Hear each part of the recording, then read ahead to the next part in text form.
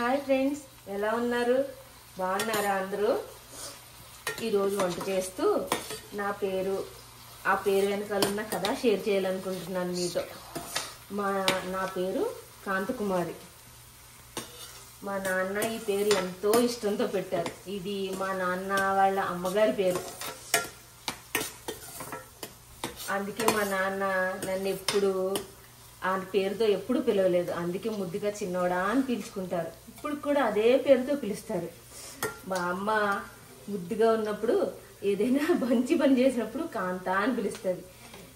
ఏమన్నా కోపం వచ్చిందనుకోండి, పల్లెటూరు అమ్మల గురించి మీకు తెలిసిందే, మీరే ఇమాజిన్ చేసుకోండి ఎలా పిలుస్తారు.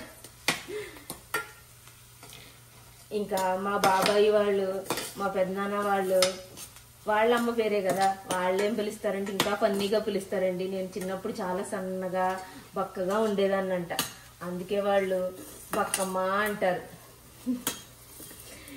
తర్వాత స్కూల్లో చెప్పక్కర్లేదండి నా పేరుకి వచ్చిన తిప్పలు.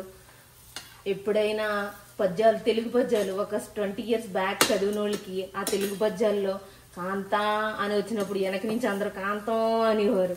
వాళ్ళకి ఫన్నీగానే ఉండేదండి. నాకు చాలా ఏడుపు వచ్చేది, ఆ రోజంతా కాంతం కాంతం అనేవారని. ఆ తర్వాత మా హస్బెండ్ అందరిలో ఉన్నప్పుడు కాంత అంటారు, ఎవరు లేరనుకోండి కాంతమ్మ అంటారు. మా అక్క ముద్దుగా చెల్లి అని పిలుస్తుంది.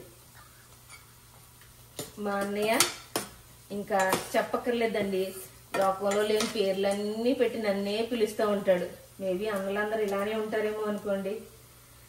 ఇక్కడ US లో నా పేరు అంత పెద్దది పలకడో రాక కాంతకుమారి అని, దాంట్లో ఫస్ట్లో కాంతాలో ఉండే కే, కుమారిలో ఉండే కే చేసి మిస్ కేకే అని పిలుస్తారు మా బుడ్డోళ్ళంతా.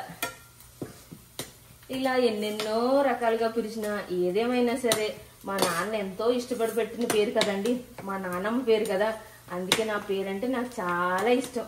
ఈ వీడియోలు నచ్చితే share, like and subscribe. Thank you. Bye.